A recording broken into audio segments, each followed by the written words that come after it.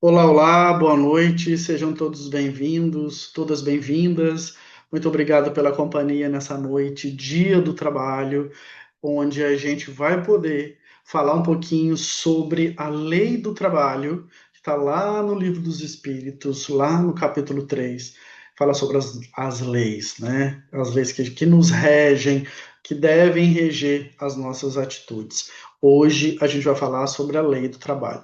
Mas antes, um pouquinho, a gente vai fazer uma pequena leitura, coisa rápida, do Vinha de Luz e uma prece, para a gente começar bem, começar harmonizado com a espiritualidade dessa casa. Então, eu vou pegar aqui a minha leitura e a gente já vai fechar os olhinhos para pensar aí bem. Então, é o item 5, abrir aleatoriamente, o item 5 do livro Vinha de Luz com Amor.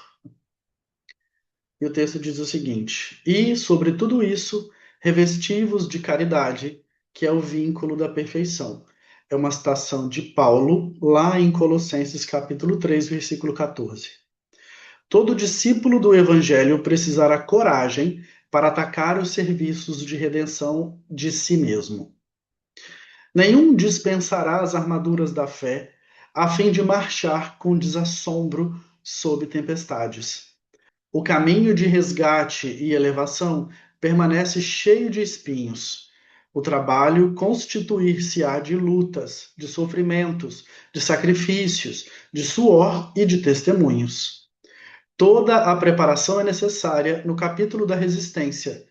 Entretanto, sobre tudo isso é indispensável revestir-se da nossa alma de caridade, que é amor sublime.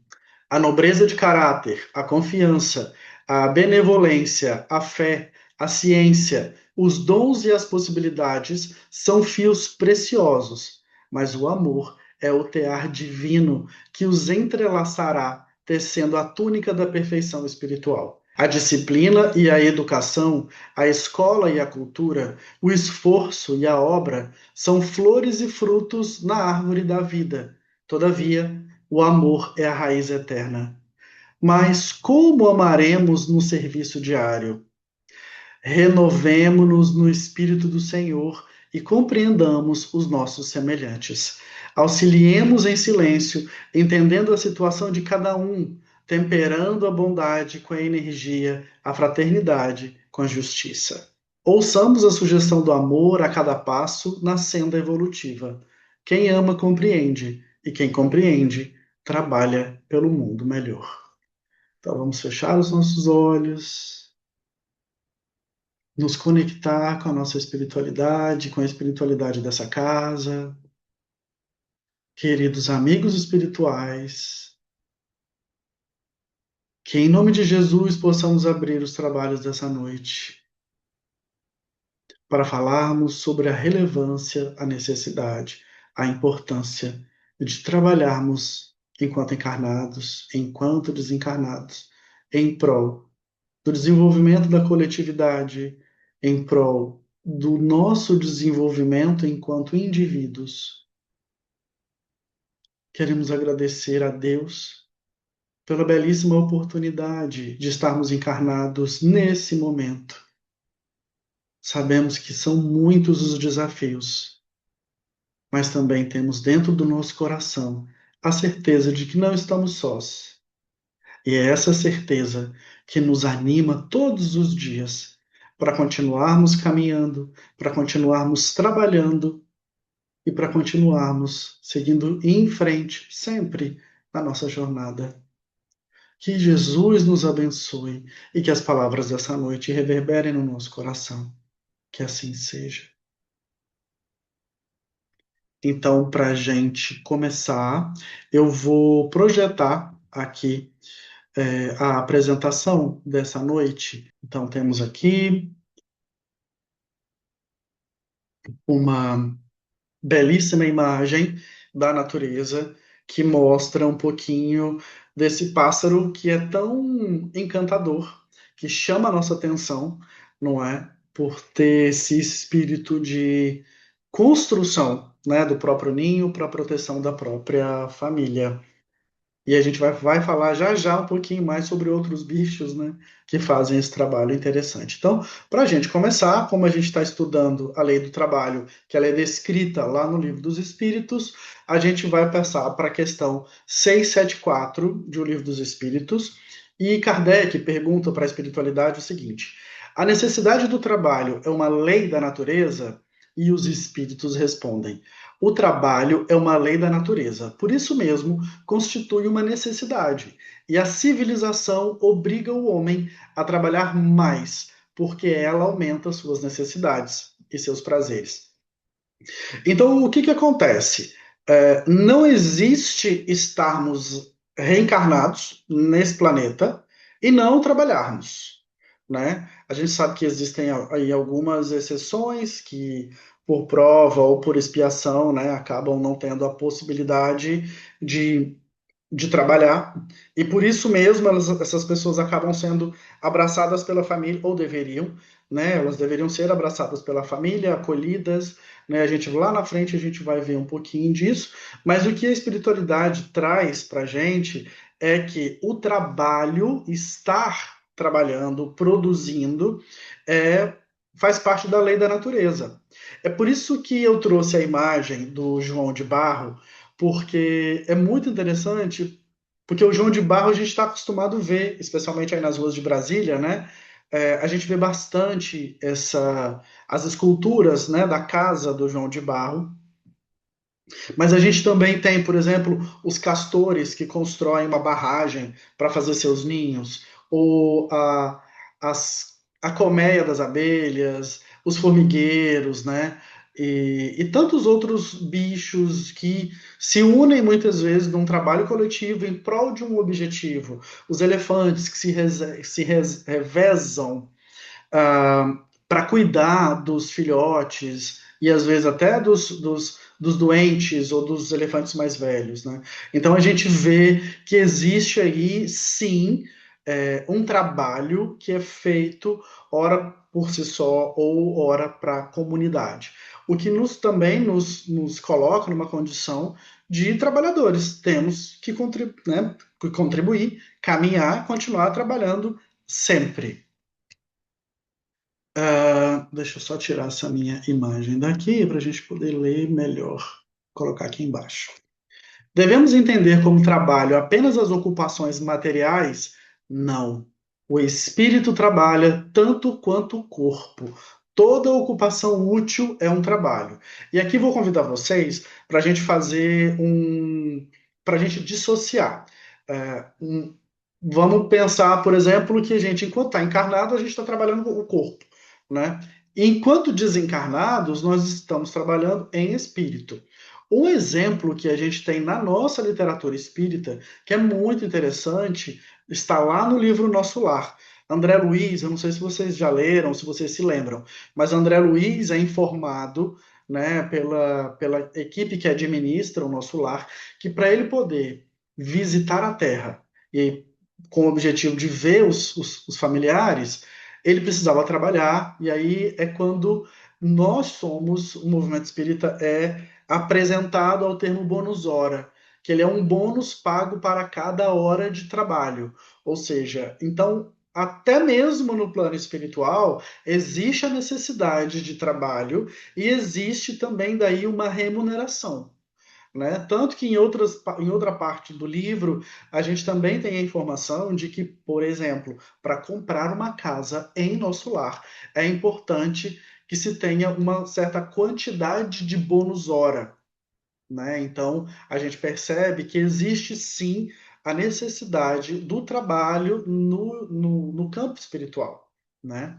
Então, a gente tem essas informações aí. Isso só para citar apenas um exemplo que é muito fácil, que é muito tácito, que está à disposição de todo mundo.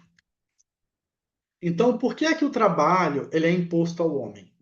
Então, vou ler aqui para vocês. Se eu tivesse aí, eu pediria para alguém ler. Mas, como a gente está aqui, estou falando de Portugal. ah, então, a resposta que os espíritos dão para essa pergunta, por que o trabalho é imposto ao homem, é a seguinte: é uma consequência da sua natureza corporal. Claro, A gente tem necessidades físicas que a gente depende da remuneração para poder manter o corpo físico, né? Então consiste numa expiação e ao mesmo tempo no meio de aperfeiçoar a sua inteligência. Vou fazer um parêntese aqui só para a gente entender a diferença entre prova e expiação. A prova, a gente, na hora de fazer o planejamento reencarnatório, a gente escolhe ali algumas possibilidades, mas dependendo do andamento, do resultado da nossa jornada enquanto encarnados, as nossas provas elas podem ser diminuídas, elas podem até ser inclusive suprimidas, tá? Agora a expiação não tem como. Por mais que eu me comporte bem, eu preciso estar na expiação para reparar e para perceber o quão danosa foi aquela minha atitude em algum momento para com algum dos meus irmãos. Então a expiação ela é necessária. Ela é necessária, pessoal e é intransferível. Ou seja, todos nós temos as nossas expiações e nós somos obrigados pela justiça divina a passarmos pelas expiações, tá bem? Ao mesmo tempo em que a gente expia alguma coisa, né, nesse nosso processo de estar no trabalho, a gente também aperfeiçoa a nossa inteligência.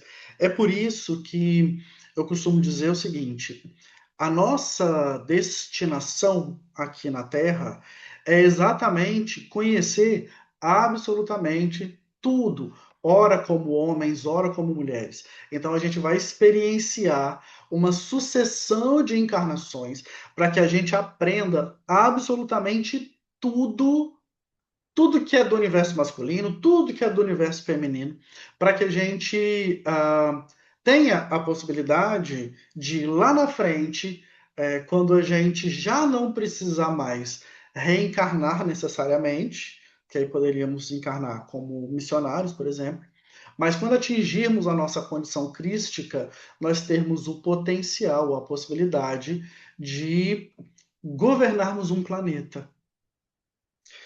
Nenhum de nós está apenas predestinado para ser anjos, mas para sermos governadores de planetas. Olha como isso é lindo da gente perceber que nós temos uma missão enorme pela frente. Não é? Por isso que quanto mais a gente olha para dentro e faz a nossa transformação, melhor para nós. Ou seja, na medida em que eu me dedico a determinada tarefa e me especializo nessa tarefa, então eu vou estudar para desenvolver da melhor forma possível, eu vou acompanhar uma pessoa que já está ali há mais tempo, então serei aprendiz para depois ser mestre, e assim eu vou afinando a minha inteligência. Assim eu vou captando esses elementos, estudando cada vez mais e me aperfeiçoando em tarefas que vão fazer parte do escopo do meu futuro, do meu futuro eu. Né? Eu até brinco com os meus alunos que Jesus, como participou do processo de planejamento da construção da Terra, ele sabe tudo que tem aqui, ele sabe exatamente quem é que está aqui, quem já passou e quem vai passar. Jesus sabe de todas essas coisas. Jesus sabe quantos elementos de hidrogênio nós temos presentes no nosso planeta. E nós, quando chegarmos nesse patamar, ou quando a gente tiver de fato que assumir um planeta, nós saberemos de tudo isso também. Para isso, é necessário esse estágio. Né? Eu me lembro que uma vez eu perguntei para o Armando, nosso queridíssimo Armando, aí da casa, por que é que a gente precisa trabalhar tanto, né? Ficar 8 horas, né? Muitas vezes para algumas pessoas, para outras pessoas um pouco mais, mas por que também ficar além de desenvolver a inteligência e tudo? Ele me respondeu uma coisa muito interessante, que foi: enquanto a gente está ocupado trabalhando, a gente muitas vezes está completamente desfocado ou menos suscetível aos nossos erros, às influências dos nossos obsessores, daqueles espíritos que não nos querem tão bem. Então, às vezes, você está focado na sua tarefa, no seu trabalho, no seu compromisso, e aí isso também te ajuda a passar pela encarnação de uma forma estratégica, com um leve atenuar na, na suscetibilidade dos espíritos malfeitores sobre nós. Então é muito importante que a gente tenha esses aspectos em mente. Então vamos voltar aqui na resposta que os espíritos estão dando para Kardec, quando ele faz essa provocação de por que o trabalho é imposto ao homem. Então a gente já tem logo aqui no primeiro ponto. Sem o trabalho, o homem permaneceria na infância da inteligência. É por isso que sua nutrição, sua segurança e seu bem-estar devem depender do seu trabalho e da sua atividade. Então, isso aí é tudo que os espíritos estão dizendo. O homem que possui bens suficientes para assegurar a sua sobrevivência está isento da lei do trabalho? E aí os espíritos respondem. Essa pergunta, a resposta, inclusive, ela é uma resposta um pouco mais extensa. Eu peguei só a primeira parte. Então, quem tiver interesse em saber um pouco mais sobre essa resposta, pode consultar o Livro dos Espíritos, questão 679. Então, os espíritos respondem nessa primeira parte dizendo o seguinte: essas pessoas que possuem bens suficientes, elas do trabalho material talvez estejam isentas, mas não da obrigação de se tornar útil conforme os seus meios, nem de aperfeiçoar a sua inteligência, ou seja, nem da obrigação de aperfeiçoar a sua inteligência ou a dos outros, o que também é trabalho. Então, olha aí o compromisso que uma pessoa que vem abastada, de uma pessoa que já vem rica, né, com excelentes posses, ela já pode, é, como essa pessoa ela precisa empregar essa posse, o tempo, o investimento, enfim, ela tem sim uma missão com essa riqueza. Só que assim, se a gente já tem que trabalhar. E a gente tem uma remuneração que acaba sendo a justificativa, ou um dos motivos pelos quais a gente trabalha, a gente também tem que descansar. Por isso que eu trouxe aqui essa questão para vocês, lá do Livro dos Espíritos, que diz o seguinte: sendo o repouso uma necessidade após o trabalho, ele é uma lei da natureza? E aí a espiritualidade responde, sem dúvida, o repouso serve para a reparação das forças do corpo e também é necessário para dar um pouco mais de liberdade à inteligência, para se elevar acima da matéria.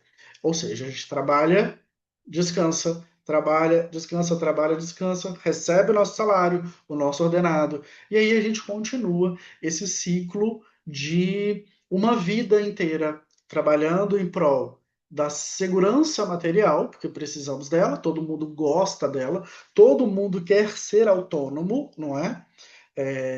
Então, o dinheiro é importante, o dinheiro é necessário para manter o padrão de vida que nós escolhemos, ou que nos é possível, né? Mas aí, Kardec, que é uma das pessoas mais inteligentes que já passaram por aqui, continua a pergunta: mas qual é o limite do trabalho? E aí a espiritualidade responde: o limite das forças. Além disso, Deus deixa o homem livre. Então, nós podemos negociar com o nosso chefe, a quem isso é ofertado, é possível, né? Mas o nosso descanso, ele também varia de acordo com a quantidade de trabalho que nós nos dispomos ou que nós devemos fazer. Então, precisamos descansar e esse é o limite, tá? Ah, o que pensar daqueles que abusam de sua autoridade para impor aos seus subordinados um trabalho excessivo? E aí eu trouxe isso aqui porque uma das maiores questões que a gente tem no trabalho diz respeito ao relacionamento com o chefe. E isso é tão sério, ser chefe, né, ser líder de equipe, ser um supervisor, ser um gerente, ou seja, ter pessoas abaixo de si. Isso é tão sério que isso é tratado no Livro dos Espíritos e também é tratado no Evangelho. Então, o que é que o Livro dos Espíritos traz para a gente? Isso é uma das piores ações. Todo aquele que tem o poder de comandar é responsável pelo excesso de trabalho que impõe aos seus subordinados, pois assim este transgride a lei de Deus. Ou seja, tudo tem que ter um limite, tudo tem que ser conversado, acordado. Eu preciso ter tempo para eu descansar, até para eu ter condições de continuar produzindo numa qualidade, numa quantidade aceitáveis, né? E claro que aqui também a gente faz uma. A gente não tem como não pensar, por exemplo, é, nas pessoas que foram escravizadas, né? O quão isso foi danoso para aquelas pessoas e, claro, acarretou aí uma série de consequências espirituais que até hoje têm sido pagas e têm sido, né, amparadas pela justiça e pela misericórdia divina ao longo, né, de tanto tempo para essas pessoas que foram envolvidas nessa nesse triste aspecto da história da humanidade. Então aqui trago também um trecho do livro do Evangelho segundo o Espiritismo, lá no capítulo 17, diz o seguinte, inclusive esse também é um texto um pouquinho grande, eu não quis trazer aqui para a gente não perder tanto tempo discutindo ele, mas basicamente o que ele diz é o seguinte, assim como pergunta ao rico, que fizeste da riqueza que nas tuas mãos devera ser um manancial a espalhar a fecundidade ao teu derredor, também Deus inquirirá daquele que disponha de alguma autoridade. Que uso fizeste dessa autoridade? Que males evitaste? E que progresso facultaste? Então, o chefe, ele precisa também criar condições para que toda a sua equipe se qualifique, para que a gente tenha condição também de continuar avançando na nossa intelectualidade naquela tarefa específica. Porque na próxima encarnação, muito provavelmente, a gente vai aprender outras coisas. Não é porque o nosso objetivo, enquanto estivermos aqui encarnados, é aprender o máximo possível das tarefas, de todas as tarefas. Né? Ora como homem, ora como mulher, a gente vai sempre reencarnar para aprender e colocar em prática aquilo que a gente sabe, né? E aí, continuando aqui a nossa leitura, a espiritualidade, né, continua trazendo. Se te dei subordinados, não foi para que os fizesses escravos da tua vontade, nem instrumentos dóceis aos teus caprichos ou à tua cupidez. Fiz-te forte e confiei-te os que eram fracos, para que os amparasse e ajudasses a subir ao meu seio. Então é muito interessante porque o chefe ele tem a missão de promover a sua equipe. Não é para escravizar, hoje em dia especialmente, escravizar emocionalmente ou através de uma relação cheia de toxicidades. Não é sobre isso. É você cobrar, sim, fiscalizar o trabalho, acompanhar tudo que está sendo feito, mas acima de tudo criar condições para que aquele funcionário, para que aquela pessoa, ela consiga ser promovida no sentido intelectual, que ela continue se aprimorando, se aperfeiçoando, se qualificando. É para isso, essa é uma das funções, né, do chefe aqui. Bom, eu quero também agora, chegando aqui, já caminhando para o fim, trazer uma. Vou fazer uma leitura de uma publicação, né, de uma psicografia do Batuíra, através de Chico Xavier, chama Trabalho e Sacrifício. Então, qual que é a minha proposta? Eu vou fazer essa leitura, que ela fala de trabalho, fala da necessidade do trabalho, inclusive. Então, eu vou fazer essa leitura é, bem pausada e vou pedir para que vocês fechem os olhos, para que vocês sintam cada palavra e que essa leitura ela já seja a nossa prece final, tá bem? Posso contar com vocês? Maravilha. Então, vamos fazer aqui a leitura. Vou pedir para que vocês fechem os olhinhos e mantenham essa conexão com a espiritualidade, tá bem? A leitura diz o seguinte: Filhos, todo o trabalho é santo. Contudo, é forçoso não esquecer a santidade maior do trabalho de sacrifício na exaltação do bem. Quando tudo parece obstáculo intransponível, quando a dificuldade econômica nos exaurir as últimas energias, quando a enfermidade parece eliminar-nos todas as forças, quando a solidão nos envolve em seu manto imponderável de cinza, quando a calúnia nos fere de rijo, ameaçando prostrar-nos o coração, quando a maioria dos companheiros nos estende o fel da dúvida em troca de nossas esperanças mais belas, quando a tentação nos cerca o espírito necessitado de segurança, ofertando vantagens materiais à custa de nossa deserção do dever a cumprir. Quando o desânimo, por frio doloroso, busca entorpecer-nos as fibras mais íntimas. Quando o cárcere de nossos testemunhos se ergue, aflitivo, portas adentro de nossa própria casa, aprisionando-nos em superlativo sofrimento moral. Nesses minutos supremos, é preciso trabalhar mais, confiando-nos à bênção divina que brilha, infatigável, no trabalho maior. Trabalhar, sim, porque é trabalhando no bem de todos que enxugaremos as próprias lágrimas e venceremos as próprias fraquezas, de modo a que todo mal nos esqueça, por invulneráveis às arremetidas da sombra. Filhos, não vos deixeis abater diante da luta. O apostolado da redenção inclui todas as dores.